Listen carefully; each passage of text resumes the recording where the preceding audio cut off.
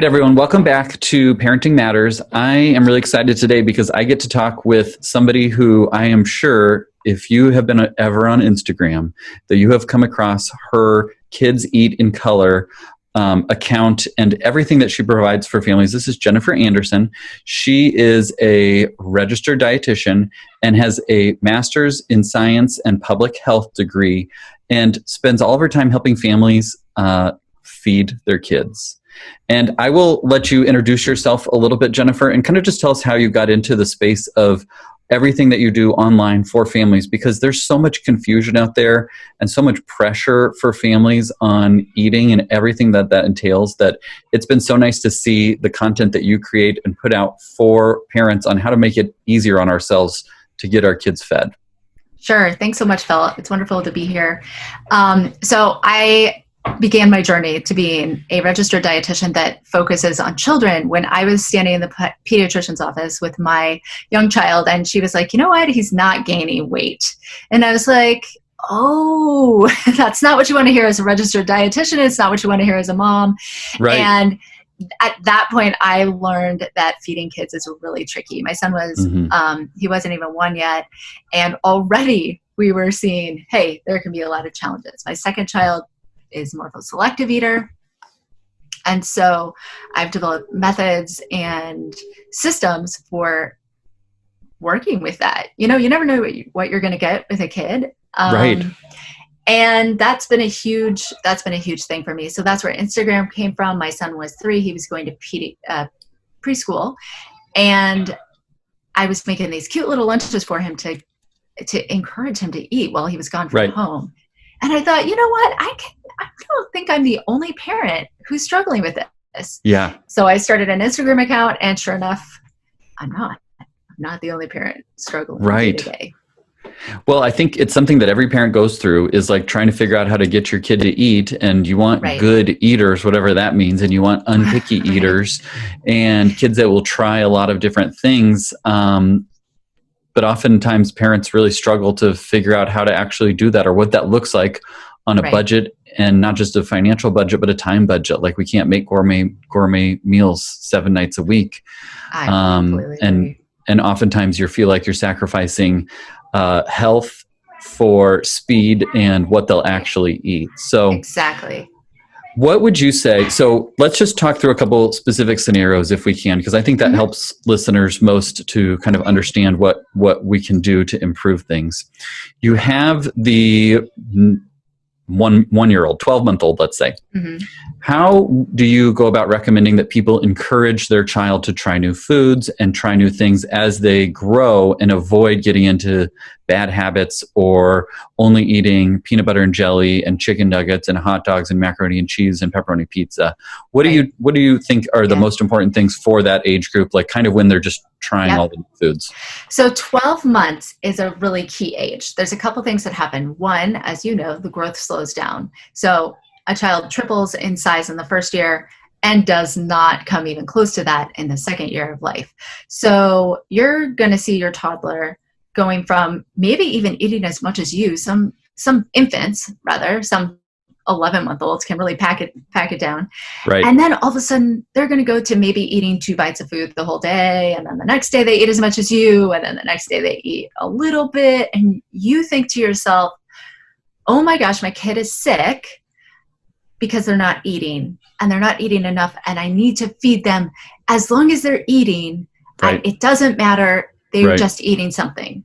But as you know, it's completely normal for a 1-year-old to start to become more selective in their opinions and things like that, and also to eat a lot less. So that's one of the main pitfalls I see, is parents thinking, I'm panicked. As long as they're eating something, it's better than nothing.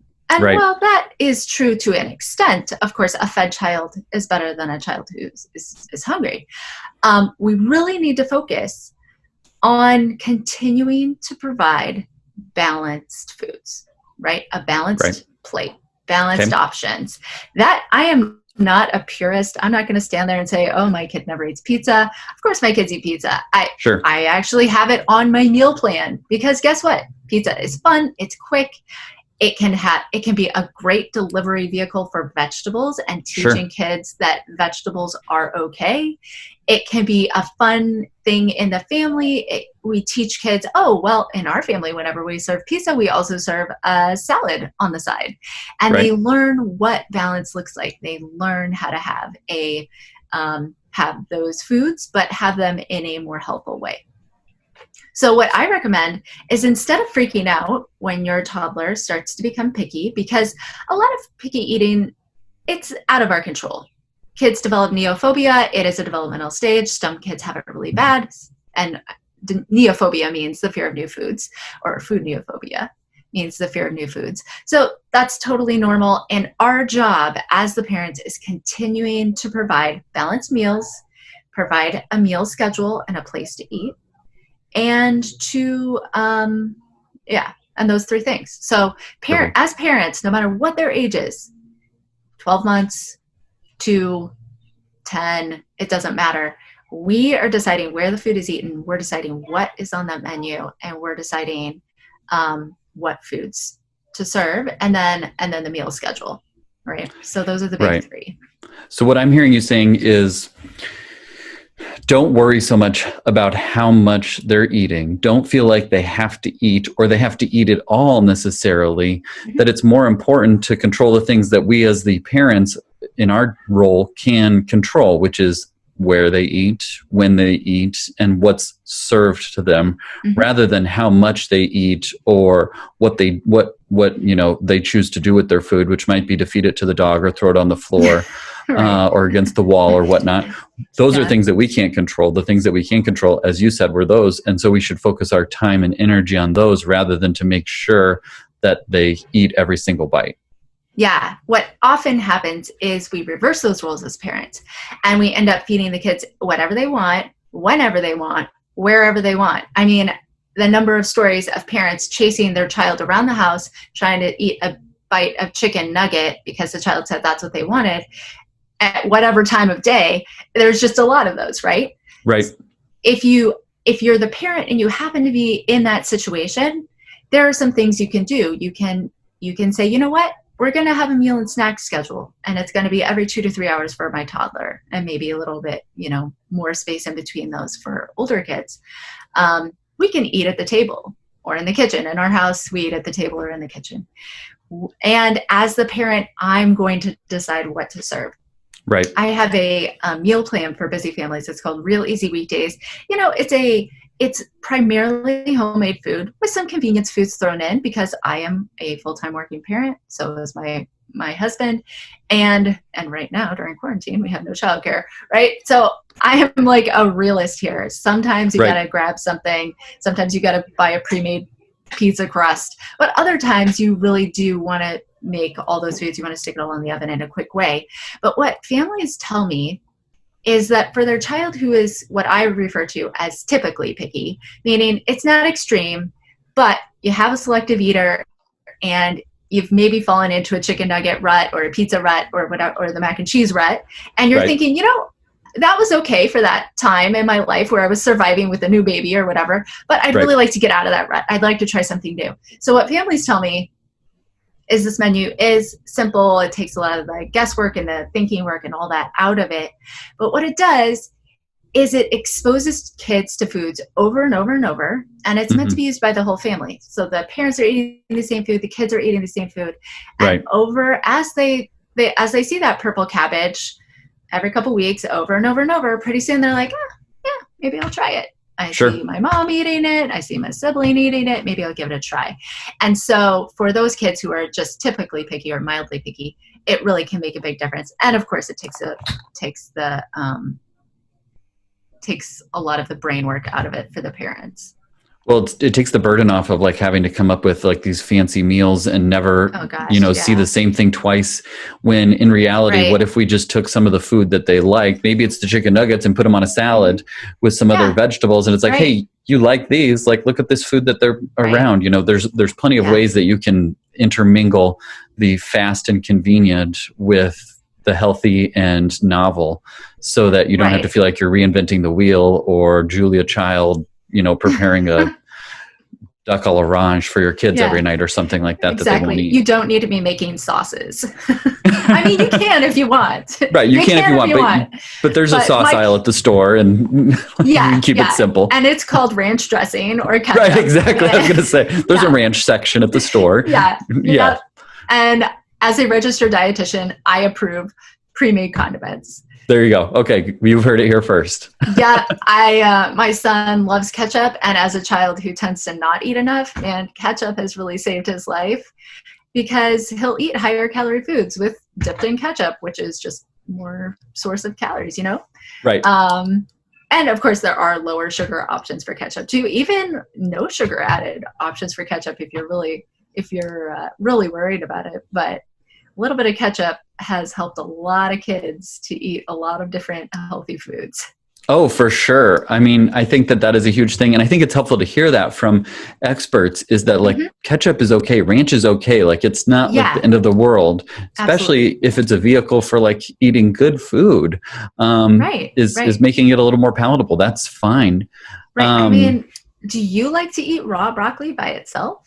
Never. No, I would never do that. I don't know why anyone would expect their kids to just like gnaw on that while they watch Paw Patrol or something.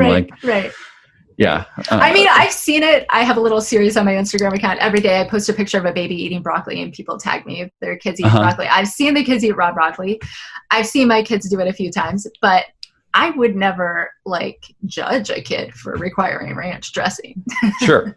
And I think that's the bigger picture too, is like we want to raise kids that are healthy eaters and are able to tolerate, you know, a variety of different foods that are put out for them at a party or at a wedding or something like that. We don't want it to be so picky, but I still have foods that I like and I have foods that I don't like. There's no requirement that I love every single food in order to grow and thrive. Like that's why we have a big supermarket full of choices. Is because people like different things, but you just don't want, I mean, you want the kid that like, you're not at a wedding and you're making a special menu request because they refuse to eat anything. Exactly. So what about like, let's move forward a little bit in time. And the 18-month-old that seems to refuse everything is still growing fine, but throws their food on the ground and says no. I think that's another age where parents then fall into that chicken nugget rut. So how do you help those parents that are kind of at that age, like before the age of reason, but the ones that are worried that their kid just like refuses lasagna every night? Right. So I definitely had a child who tantrumed like an expert.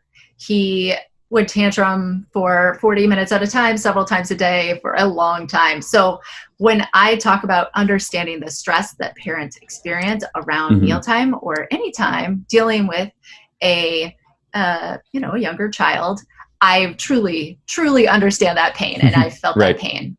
Same. The thing is when you have a child who's got opinions and they know exactly what you want and you don't provide that, you have a choice. You can give them the power of choosing what's going to be served, or you can say, you know what, you're 18 months old.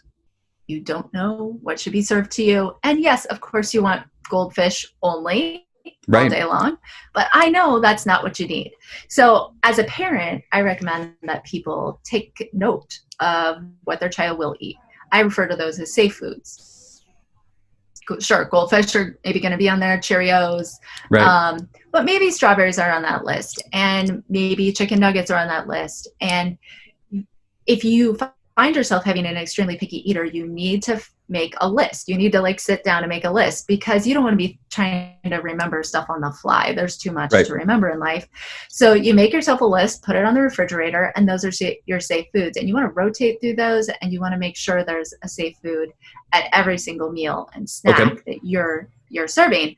At the same time, you're not giving your toddler license to choose. I mean, toddlers they're very opinionated, but they don't really know what they need. And they're not really skilled in decision making quite yet. They love running into the street, but we stop them from doing that. So like we can stop them from making the bad food choices too from time to time. Right. So what you can do is, one, you actually don't have to serve goldfish. And I don't recommend serving goldfish every day.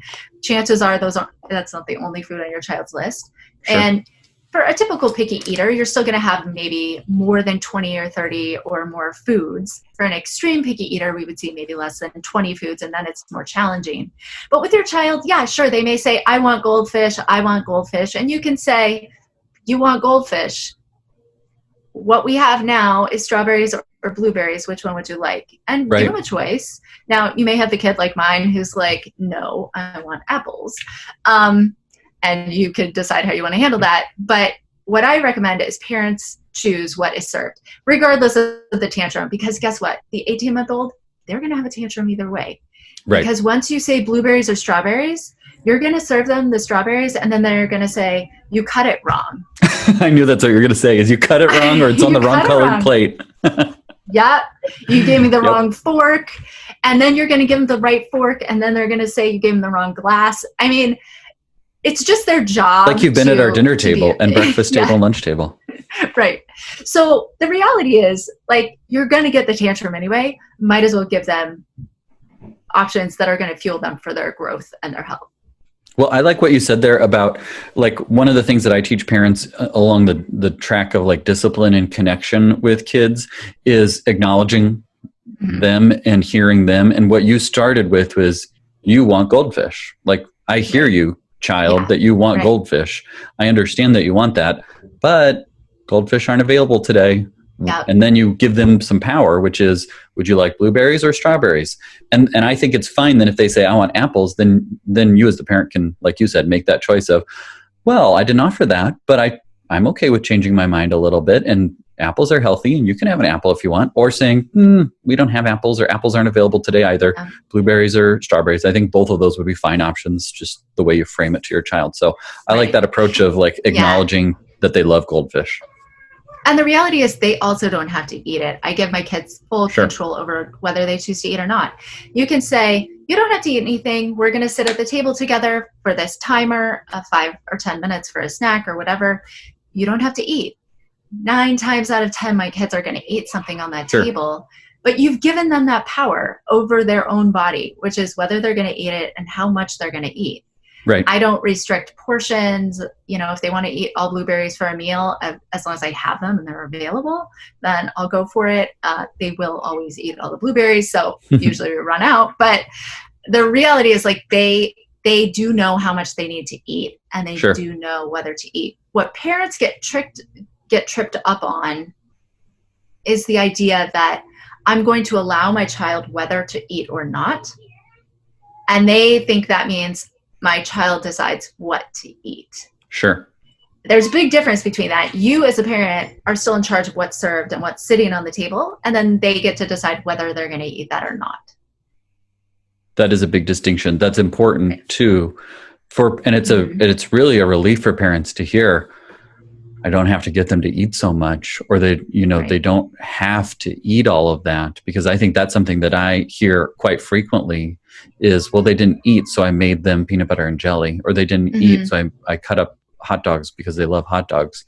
Yeah. But you don't have control over that. You don't have control over how much they eat. You have control over what you have control over, which is what you serve them. Right. The challenge is you're thinking, well, maybe they'll wake up in the middle of the night. And it's possible that they will wake up in the middle of the night. Usually it's extremely rare. So parents say, well, my child didn't eat dinner. I don't want them to go to bed hungry. I think this stems back to how in the, quote, old days, parents often used dinner as a tool of punishment. So if you did something wrong, you didn't get to go to bed and you have to go to bed hungry.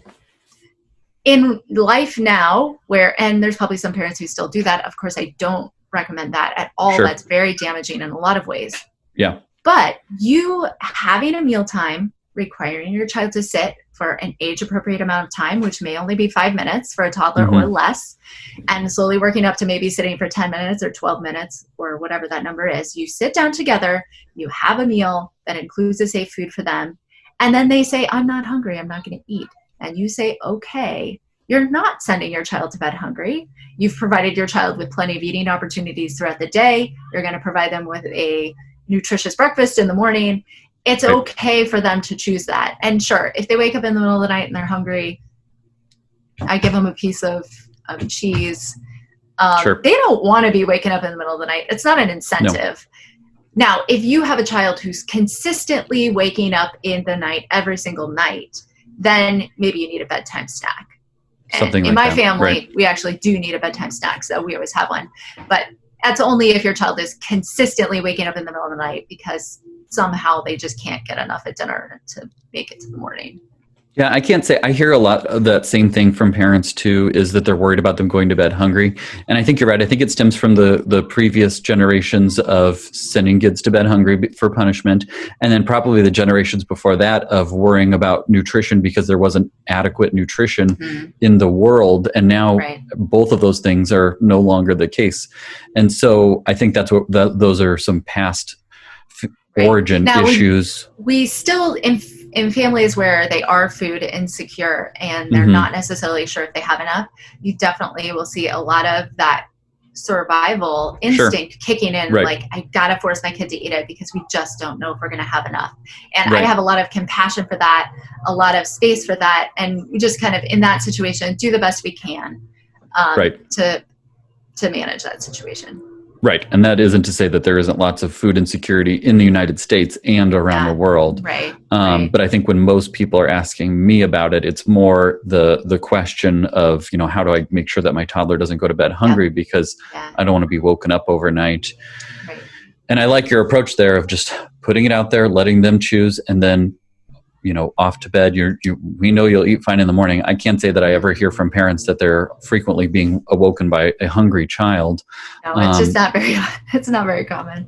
Yeah. So how about okay? So we've talked about the 12-month-old. We talked about the 18-month-old. Let's move up the ladder again to the 3-year-old, because this is another age where we have the terrible threes or three-nagers or whatever you want to call them.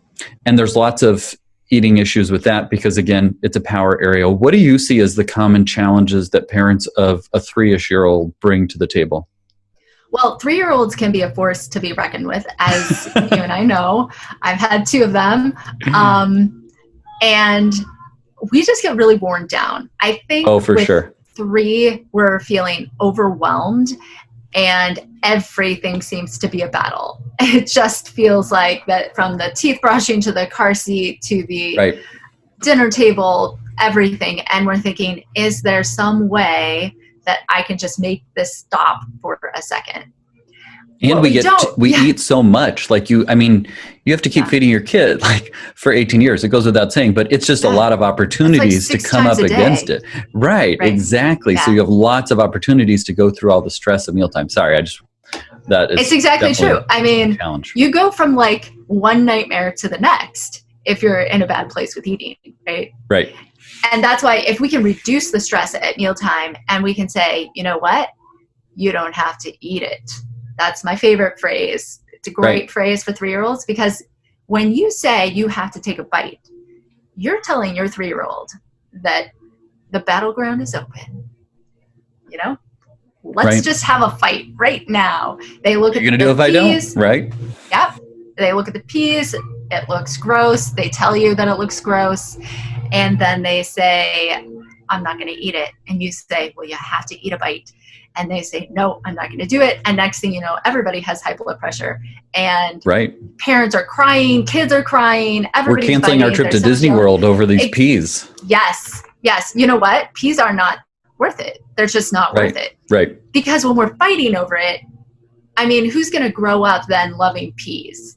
Right. I have all this trauma from the past about peas. Yeah, I would just love to eat peas all the time now because I remember as a child the trauma over losing our trip to Disney World over a plate of peas.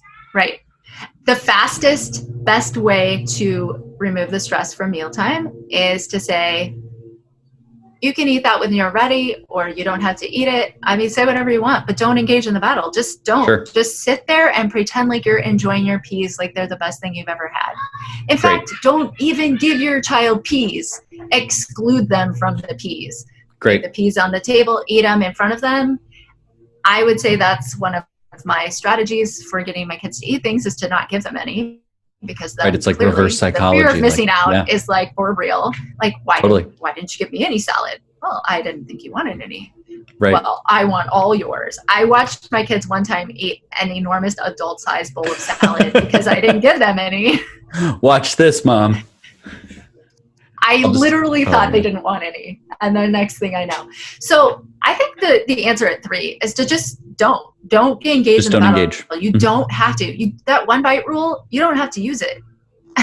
Like there's plenty of pediatricians who advocate for this quote 1 polite bite. I don't think refusing food should be tied to politeness or anything else. I just think, yeah, you don't have to eat it. Now, there are some families and some cultures who successfully, peacefully use this 1 bite rule. Sure. So if it's working for you, fine. But what I find is people are like, they say things like, well, what do you think about this? And I'll ask, well, is it working for you? And then you see the look and they're thinking, no, it's not. Like dinner time is a complete nightmare.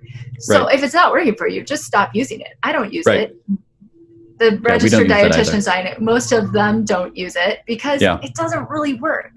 What we want is kids to learn to try things, and they learn to try things through exposure, through modeling, through learning to like things, all of that. And so it sounds like just like take the power out of their hands by not engaging with them and not having these very arbitrary rules about you have to take 1 bite or we're just going to sit at this table until it's dark outside until you take that bite. Like that is just torture for the parents, even more so than the kid, because the kid has a really strong will and isn't exhausted from a day of everything else. They're like, I can do this. Like we can sit here till bedtime. Sure. Take the power out of their hands and then just let things unfold. If they don't like it, if they don't want to take a bite, then they don't have to take a bite. But if you don't engage with it, then it doesn't become the issue and the thing that leads to all the stress and the buildup and the yelling and the tears and all of those things. Yeah, that's exactly right. It's funny because I talked to a mom this morning that was having this exact issue, and like mealtime has always been a struggle for them. And they're just like, eat. And I just said, well, what if we take the summer off and you don't say that anymore for the rest of the summer? And it was truly like, oh, I never thought of that. I didn't realize that was an option to just not say that. And I was like, well, we can weigh him again in the fall when he comes in for his flu shot, but he's a healthy growing boy. If you just stop talking about it, I'll be curious to hear what happens. But my expectation is, 1, he eats great at daycare, which means it's just a power thing or he's not interested at that time of day thing.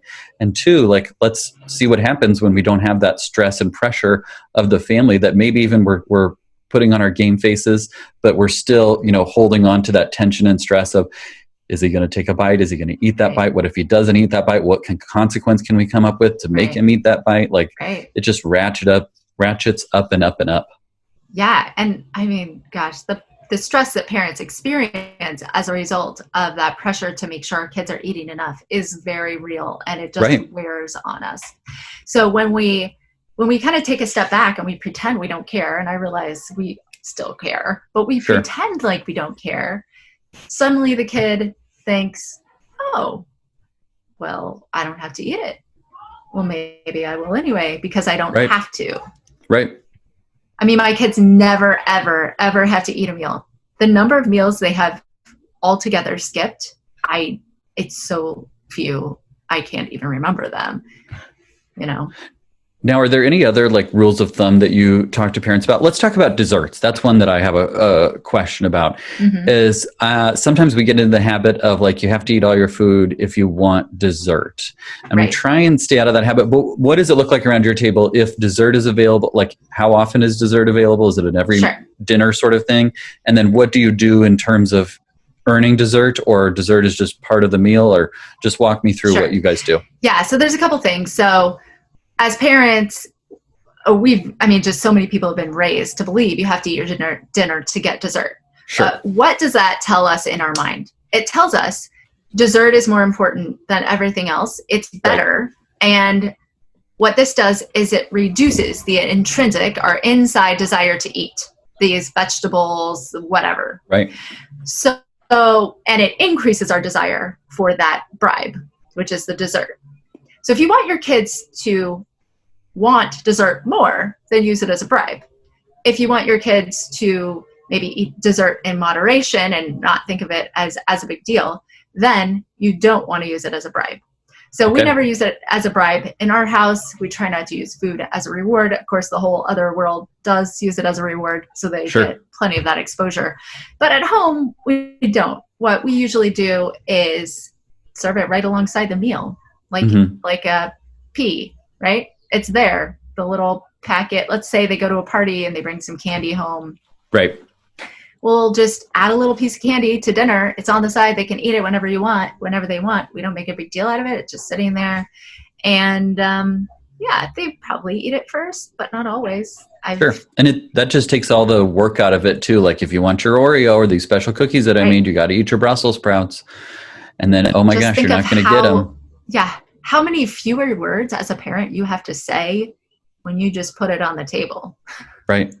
There's no arguing about it. No right. There's one more bite. No, you have to take 4 more bites or, some extremely arbitrary amount of eating before you get dessert. I like that. And I think that works well for families too, because you can just say maybe Monday, Wednesday, Friday, we have dessert and Tuesday and Thursday, we don't have dessert. Mm-hmm. And so there's the expectation that everybody gets dessert at the meal, regardless of what else you eat. It's just on the table. You get your dessert on the days when it's available. And it does take away a lot of that. And I think for me, I'm a huge dessert fan, and it does feel like, like part of eating is to get to the dessert, and that's the real reward is the dessert. Whereas it should just be a part of the meal. Some meals, not every meal. I don't have dessert at breakfast. Yeah, exactly. And you know what? There have been times where dessert has been at our breakfast, maybe pumpkin pie the morning after Thanksgiving or whatever. Sure. I think the key is just finding something that works for your family. So we don't have a dessert schedule, but many families do, and it works really well. There's no one right way to do this. For us, it's just always kind of, some days it's there, some days it's not. During holiday season, it's there more. Occasionally we have it after the meal. Sometimes we have it with the meal. Sure. Sometimes they can eat as much as they want if it's, if we're at an event or if we're at a holiday, or if I serve, say, milk and cookies for a snack, I'm going to let them eat as many as they want. I think the key is to give our children lots of experience with these foods, what I like to call play foods. Right. And they're just kind of there. They're not there all the time. Now, if I serve dessert with a meal, it's always a child-sized portion, and there's no more available after that. Sure. And I'll just say, there's no more available. And sure, you got a 2-year-old, you got a 3-year-old, they're going to throw a tantrum. That's okay. They were going to throw a tantrum over something anyway. So you could just say, well, there's no more available. We'll have more. And you could tell them when you're going to have more. We're going to have more on Friday. And maybe they don't even know what Friday is. So you say, we're going to have more after swim lessons or, whatever whatever happens to be. How they tell time. Our kids basically our week is they get 15 minutes of Nintendo Switch per week because that's all their brains can handle for us. And they basically base their week around Mario Day, and they wear their Mario shirts on Saturday because it's Mario Day. And Friday's the day before Mario Day, and Thursday's 2 days before Mario Day. So we that's kind of the homing beacon for our family. Ours is they're allowed to watch 2 episodes of Paw Patrol on Saturday. Everyone's like, okay, as soon as we implemented that, they both learned all the days of the week. Oh, totally. Yeah. Yeah. Awesome. Well, it has been such a pleasure to talk with you because, we didn't talk much about like different foods and everything like that, but I think parents get the idea of what variety looks like, or they can look at your Instagram and all the other available resources. But I think talking through some of the mindset issues is really what parents struggle with. So it's been so instructive and helpful to just talk through what eating can look like if you take back the control that you can and give up the things that you have no control over. I think that has been the main message of our conversation. Right. And if you need a more structured way of reading about this, I have a free child feeding guide that goes over, the 4 things you need to do to have successful meal times, how to understand if your kid is an extremely picky eater or not, all that stuff, which can be really helpful for families. So I'll make sure and send you the link for that. Yes, I have the links for all of those. So those will all be in the show notes. So you can click right over there, find you on Instagram at Kids Eat in Color and kidseatincolor.com. And we'll make sure everything is laid out so that people can find that and find you. Awesome. Thank you so much, Phil. It's been great to talk to you. You bet. Thanks a lot. Have a great day.